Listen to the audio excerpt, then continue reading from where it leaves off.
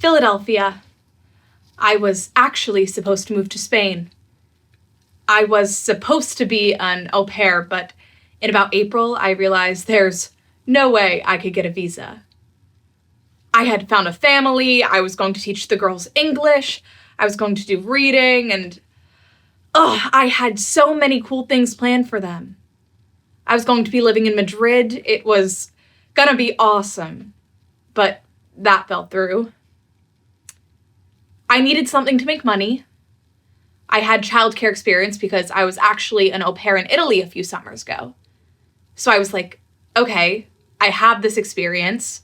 I know I can get a nannying job, and I did.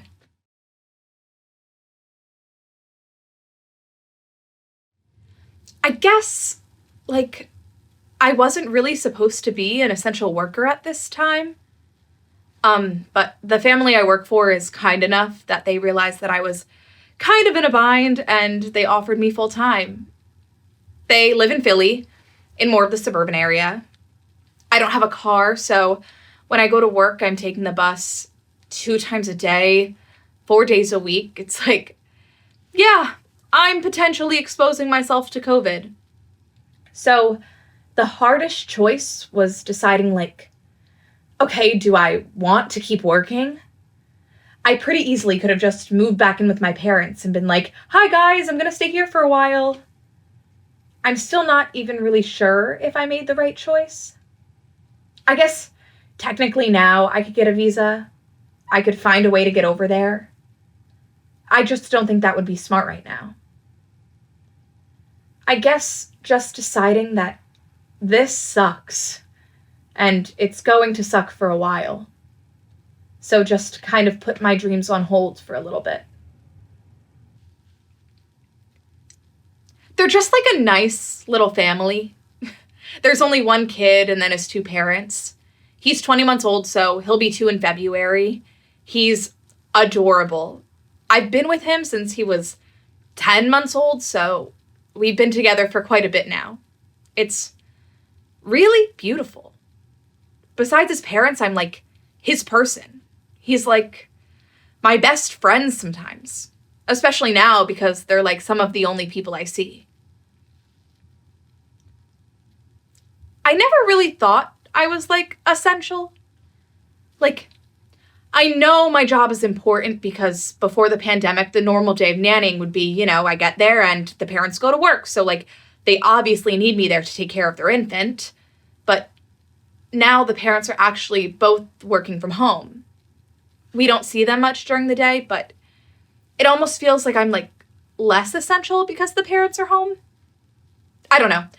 It's just a weird new dynamic. And I guess being labeled as essential kind of made me feel good. I was like, yeah, my work is, it's not easy. I dedicate my life to this child, basically. I think it's made a lot of people realize that the people that you see underneath you, the people that bag your groceries, the people that make your coffee, you need them more than you think. People really don't understand how hard it is to take care of children. They're like, oh, you just hang out all day, which, yeah, I kind of do just hang out all day, but I'm hanging out with an infant who's very needy. It's not a job I want to do forever. It's not a job I want to do for another year. But it's the job I have right now, and it's getting me through. I don't even know what my fears are. It's just fear of not really knowing what's going on. And I'm always checking the news, what's the big catastrophe of this week? There's something every week. I'm still trying to figure out ways to cope because I know this isn't going away anytime soon.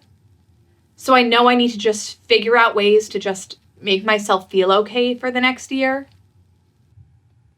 I've been trying out different hobbies. I did watercoloring for a while. I didn't really like it. I bought a weird coffee maker.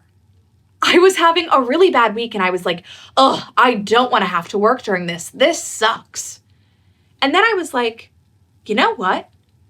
I'm going to buy myself a really nice coffee maker. I used to have this really messed up mindset of like, I need to deserve it. Like if I'm going to, I don't know, go buy coffee, I need to like study for 2 hours first. Now I'm like, no. If I want to go buy coffee, like I can just do it. I want it, so I'm gonna go get it. Just existing is a reason for treating yourself. I read this book. It's called My Year of Rest and Relaxation, and it's about this lady who just like sleeps for a year, and at the end of the book, she feels renewed. Maybe by the end of this, I'll feel really renewed. This has been like the first time in my life where like, I don't have homework. I don't have anything to do. I've never felt this lonely in my life. Like, I've gone through lonely periods, but this time it's just the most isolated I've ever felt. It's made me realize that after this, maybe I should connect a little more because I've always been like very introverted. Like I don't really like going into parties or bars or drinking. And after this, I'm like, damn, maybe I should start doing those things. Now, all I want to be is in a room full of people. I know we won't always be in this state of like wearing masks and not being able to see people. I know this is temporary. That's kind of what I've been telling myself because, you know, some days it's really hard to keep getting up and going to work and kind of pretending like everything's okay. I really like to think about my grandparents. Like, my one grandmother, she was literally raised in Nazi Germany. She had to like hide in a convent for most of her childhood. If she can get through that and be a well-adjusted person, I could get through this and I'll be fine. I hope that we learn that we can protect each other by doing very little.